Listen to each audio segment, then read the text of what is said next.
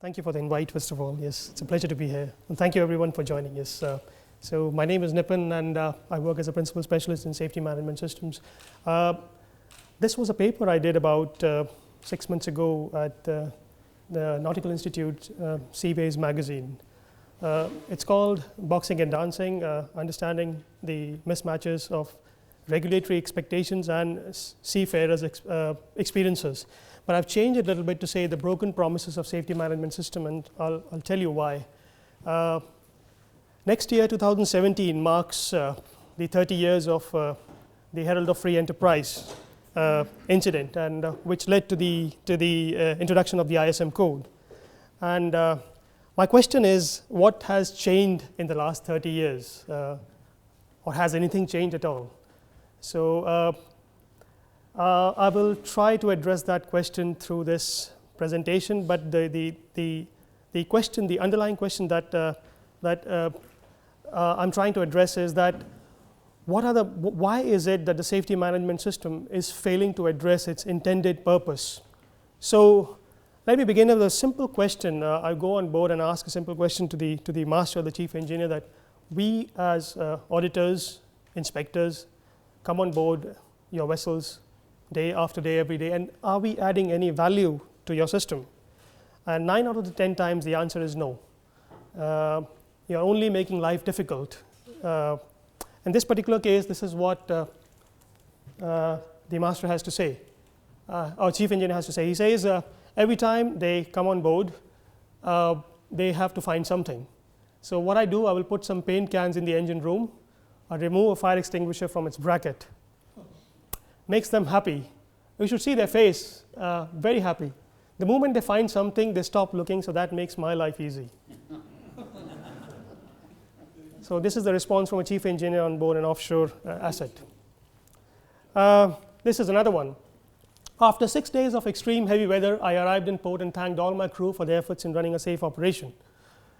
This guy comes on board, and the first thing he asks is, "Captain, how did you dispose 20 liters of cooking oil from the galley?" I felt like banging my head against the wall. Tell me, where's the sense? So completely off from the focus.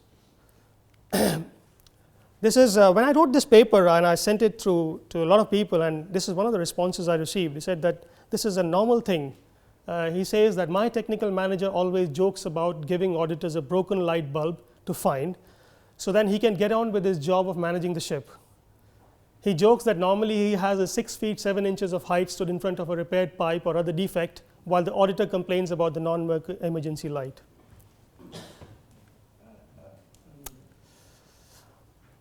My intention is not to offend anyone here, so it's just to understand, it's just an explanation of why we are, and that includes myself also.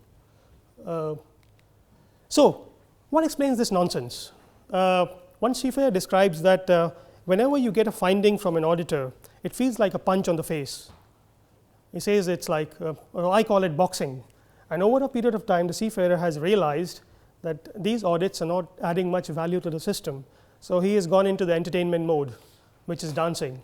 So boxing and dancing, through which we try to understand what explains this mismatch. Why is it that the safety management system is failing to address its intended objective? Are we able to understand safety management system? What is it all about in this 21st century? In line with other industries, and maritime industry is no exception here.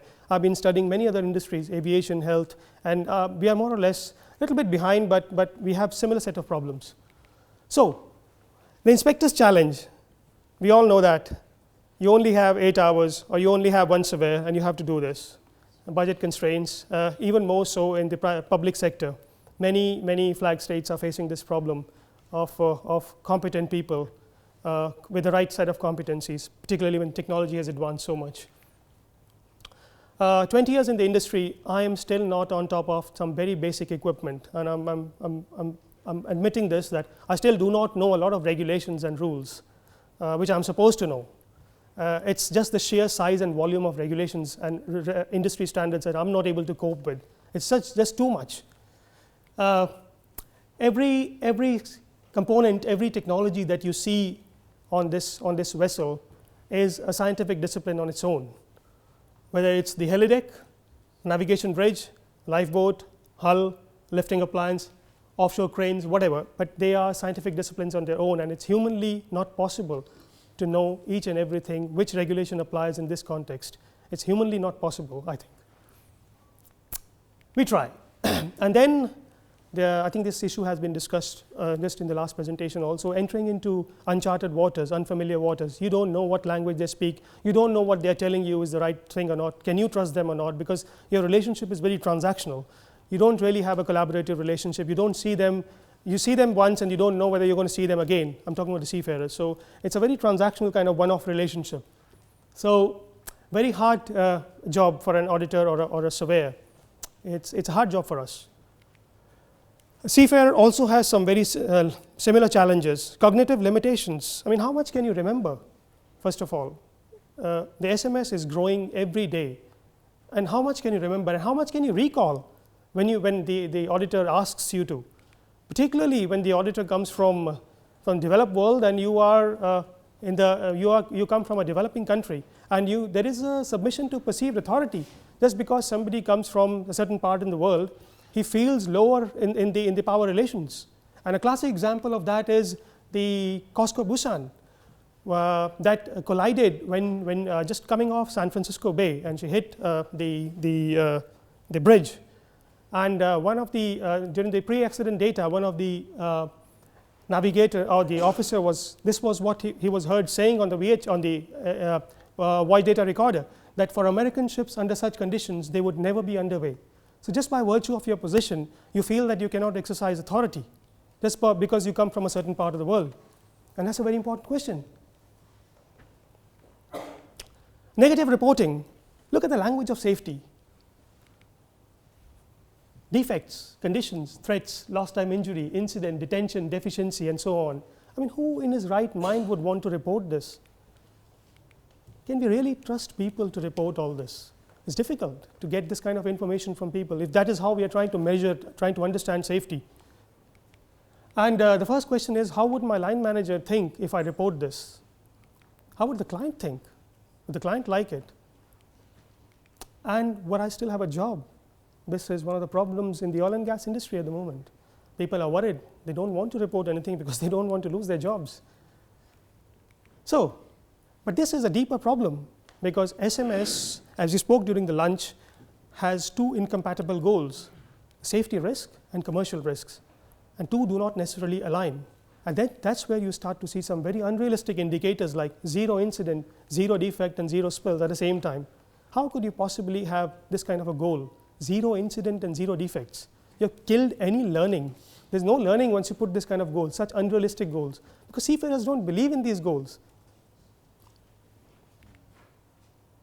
Every management book that you pick up will say that every goal that you put, every KPI that you put should be SMART.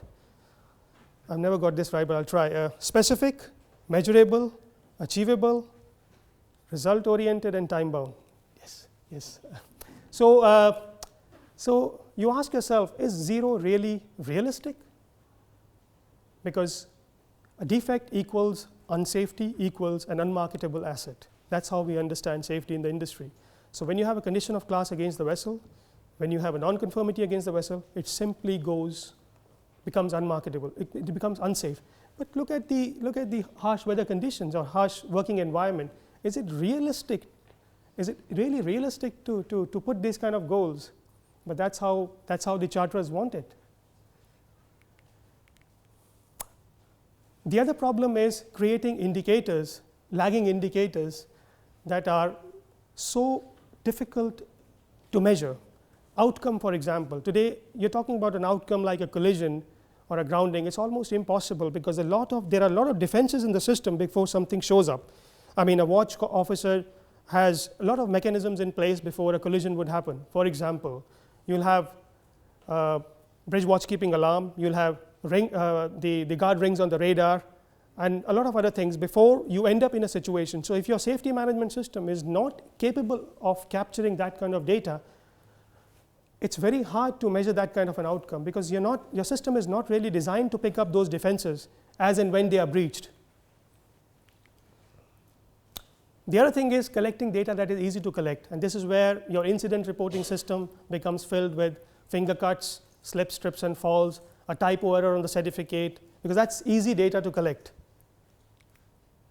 And then you have this HSEQ department in the company asking you to send at least 5 incident reports on a monthly basis. And what do you do when you don't have incidents? You become creative. You try and make up something small and then send it to the office. Everyone keeps happy. And that is when you have minor injuries that don't really have any connection with major accident hazards. I mean, you having a finger cut will probably have no connection with the vessel colliding. These are two very different kind of safety indicators. They don't have any causal connection between themselves. So where is the correlation between the minor injury and the fatal accident?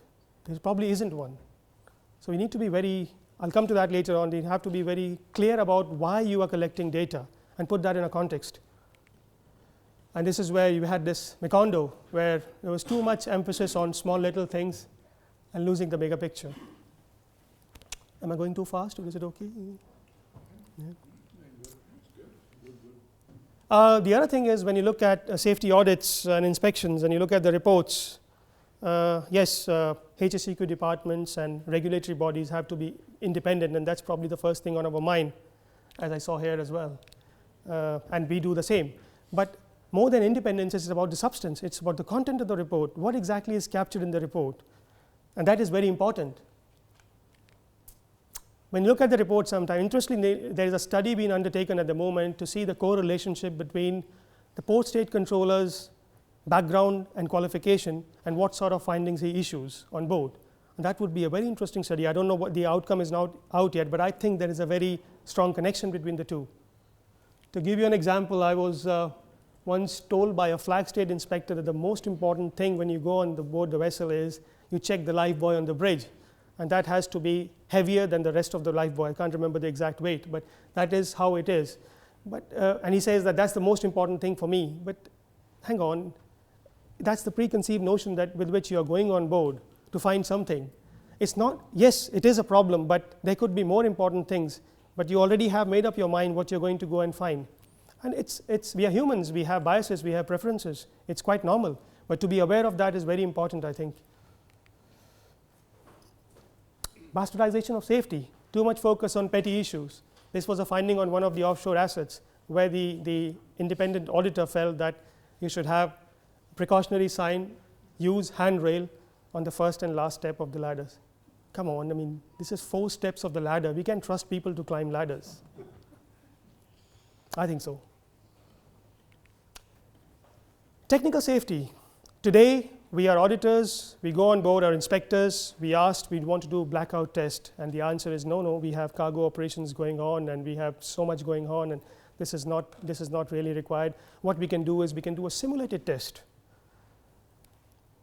Lifeboats are lowered in calm water, sheltered waters, under the influence of all through control mechanisms. But when you look at an emergency, for example, and you start to wonder, would a lifeboat really be lowered? Would it lower in those harsh conditions? It's very questionable.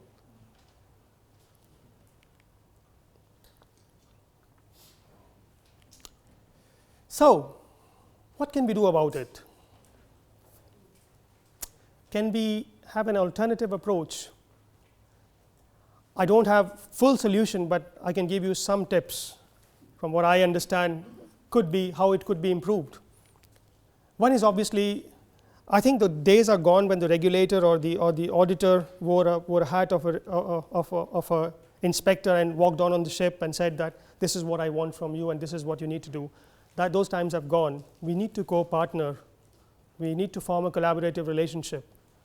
That's how it, and we need to develop that kind of trust with the seafarer, because there are far too many complex issues on board which we can never discover unless people come and tell us. So we need to have that kind of relationship with the customer, with the crew on board. And when you talk to some of the old surveyors, they will tell you something very similar. So you start to wonder what has gone wrong in between then. So this is the example of anchor handler, where you have a fire detection system that is programmed with the ventilation system on board. So in the event of of a fault alarm even, forget about a real fire, the fire detection or the ventilation system will send, the fire detection system will send a signal to the ventilation system and shut off the ventilation for the engines. So imagine you have a toast burnt in the mess room, and suddenly you have lost power on an anchor handler whilst doing anchor handling operations. We're talking about catastrophic failures here. But you are just aware, if you go on board through your checklist, you will never find these kind of issues unless you develop that trust with the seafarer or the operator.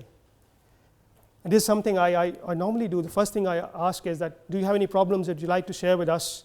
You think we can help you somehow? And that kind of mellows down the environment even before you've started your checklist. So I think that's really important to form a relationship with the client. Very basic-ish thing, but I think it's sometimes forgotten. Safety and compliance. Sometimes there is no relationship between the two. Compliance is very minimum standard sometimes, and it may or may not have a genuine relationship with safety. One example is you look at the muster list and you see one crew member assigned to extinguish fire. But when you open the hydrants, you realize that you need at least 2 people. One man just cannot handle it. It's too much pressure. I mean, forget about moving around. He can't even hold it there. And this is, I'm talking about whilst the vessel is in port, steady alongside. So where is the relationship between compliance and safety? On the muster list, it all looks absolutely perfect. So we need to be aware of these kind of things. Local rationality. This is basically looking at things from the eyes of the seafarer. This is a watertight door on a offshore rig. Now these doors, they've got about 20-30 doors in the engine room, and it's the first year of the rig, and it's a jackup rig, and they've realized that these doors have a spring loaded, they've realized that these doors are so hard to open and close, and if you leave them open, they will send an alarm to the engine room. So they've improvised. So what they've done is they put a spring loaded mechanism here on all the doors on a jacked up rig. And in the operational procedures, amongst 30 or 40 checks when you are lowering the jack-up unit, there's a small little thing to say that do not forget to remove those springs when she is waterborne, which can be easily forgotten in the heat of the moment when there's so much going on. So I think one way of looking at things when you go on board ships is look at improvisations, how people try to survive day by day by doing these minor little changes which they do not understand sometimes, and you as a surveyor look at it from outside and feel that this could have very negative impact on their safety. This goes back to a vessel that was again an example of local rationality, or looking at things from why it makes sense to the seafarer. This is a vessel that comes out to Aberdeen from tropical waters. It's an offshore vessel, and she gets detained. And amongst other things, what the Port State Control Officer finds is that the seafarer on board, the watch officer, has drilled a hole under the boat. And straight away, vessel is detained, and the first thing you hear is, stupid people, they shouldn't be doing such things. But there's more to it. This guy, he's keeping a watch in the afternoon and at night. And the ship is in tropical waters, and every time he finishes his watch, the lifeboat is full of water. The bilge pump isn't working. It's been on order for 6 months, but nobody has responded to that request. So what does the seafarer do? He drills a hole under the boat, because to him, the day-to-day survival is more important than thinking about the vessel, that it will sink one day. So that's how people try to survive. And we need to understand things from their perspective. So where is the non-conformity? He has 2 choices. Either he complies with the rest hours, or he complies with a ready-to-launch boat. He decides to go for the former because he wants to rest. He's pretty sure that is definitely something going to happen. He's not sure whether the ship is going to sink or not, so he goes for the more probable one. The other one is trying to develop safety indicators that are fit for purpose, that are meaningful. I mean, if you are a tanker and you're really concerned about grounding, for example, Then within your safety management system, you're looking at indicators like off-course alarms on the course recorder, or on the steering system, rest hours in the coastal passage, and how well the coastal passage plan accommodates the balance between saving fuel and keeping that safe distance. So these are the kind of things we need to look into when we go on board to do audits, and have the companies really consider these kind of indicators to give meaning to the risk that I mean, this is just one example of grounding, but you could replace it with anything else, collision maybe, and whatever is important for the company, to see that what sort of indicators we have for risk that they really concern are important for them. This is a checklist on board a vessel, and as you can see, there are at least 15 checks to be performed in less than 15 minutes. You know you have a problem when you have a checklist that demands too much in such a time constrained operation. So these are the kind of things we need to look at, go on board, try to put some meaning and sense in the safety management system, rather than just looking for things for the sake of it, hunting for broken components. So I think understanding the human element when it comes to the ISM code and the safety management system, questioning the data that the companies are collecting, their KPIs, what drives it, and what is it that really matters to the senior management, what is it that keeps them awake, to form that kind of collaborative relationship with the operator. And I think that's how we make the safety management system more fit for purpose. Thank you.